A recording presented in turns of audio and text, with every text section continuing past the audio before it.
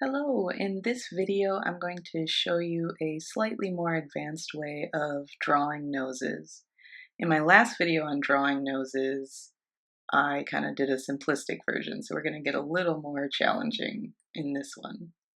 So just the same as I started in the last video on noses, I start with kind of 3 overlapping circles that kind of mimic the shape of the nose we're drawing, in this case my own. I just really lightly block in the basic shape of the nose, going up towards the brow bone and then below the nose towards the lip. I do this really simply, really quickly, very lightly. Again, draw it light till you get it right. And I'm just going to very lightly block in the shape of the nostrils. So my nose is slightly upturned from this angle, so you can kind of see a little bit more of the nostrils than you would normally see if you were looking down. You want to be careful to not end up looking like a pig nose, so it's important to pay attention to the shape of the nostrils. They aren't, like gaping holes or anything. And the shadows are also important in how you do them. So they kind of fade towards your septum where it gets lighter. Here I'm going to just lightly start blocking in the darker shadows that I see on my nose, which are primarily around the sides of the nostrils and around the curve of the ball of the nose. I'm using the side of my pencil in this drawing just to be a little looser and so I don't end up having hard lines. It makes it easier to blend later on. The ball of the nose is a lot like a sphere, so when I'm shading it, I am kind of following along the curves of it. And as I move up the bridge of the nose, I'm not making like straight lines up and down. I'm kind of moving outwards and across, which kind of follows the shape of the nose.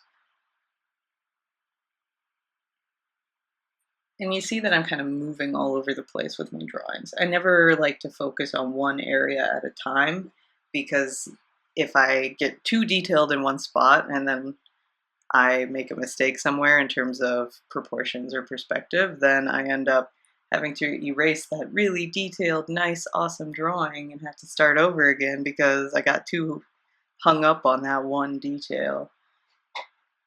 I'm going to draw in my nose rings here. Obviously, not all of you are going to have those there, but for reference, it's important to draw them lightly because it's primarily reflections.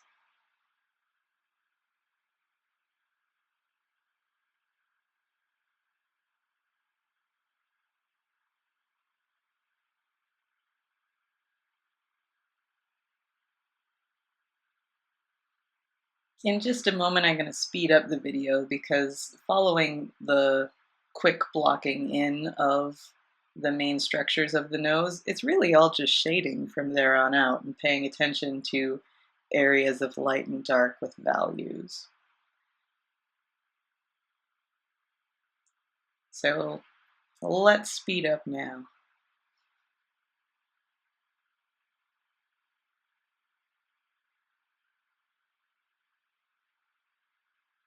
At this point, I'm starting to kind of darken some of the really dark areas of the nose, focusing primarily on the nostrils, the sides of the outside edges of the nostrils, and the ball of the nose.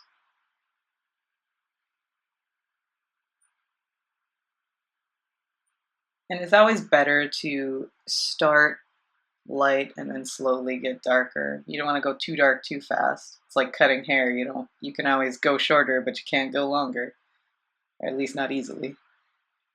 At this point, I've grabbed a blending stump and I'm just smoothing out the shading that I did earlier. I caught a lot of flack for blending with my fingers in previous videos. That's just out of necessity. I didn't have a blending stump with me at this point. Usually I just blend straight with my pencil. I prefer a sketchier look, but if you want your drawings to look a little more realistic, using a blending stump can help you. So what I'm doing is just kind of smoothing everything out, and then I'm going to end up going back over all of this drawing to keep darkening values and erasing out highlights and just slowly sort of adding more value contrast as I go along. So one thing I learned as an artist, I was always so impressed with shading and everything, except everything I did was really, really light. So it looked great really close up, which is awesome because I'm blind and I could only see up close. But I never really learned how to do value contrast until college. And so the whole idea of stepping back and looking at something is really important. So if you're not sure how something looks, set it about 6 to 10 feet away from you and take a look at it. If it doesn't pop at you, then you might want to have a little more value contrast. So darker darks, lighter lights. So here you can see I'm just slowly darkening up the nostrils, the sides of the nostrils, the ball of the nose rings. And then I just go back in and blend. And I just keep going back and forth this way. And now I'm going to add in some of my freckles. You don't want to go too overboard with that, otherwise you're going to look pretty funky. So it's just a really light sort of thing, just for realism's sake.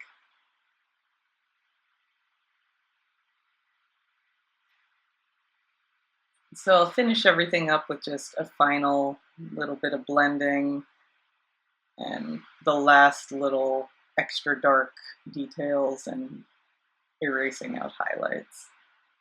So using a kneaded eraser like this is great because you can shape the eraser into tiny little points, so you can erase out little highlights with it.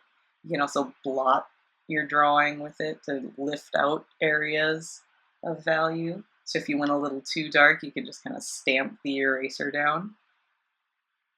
So I'm just kind of erasing out a little bit of highlight near the nostril by the shadows. And doing my final little shading around the bridge of the nose. And there you have it, one realistic looking nose.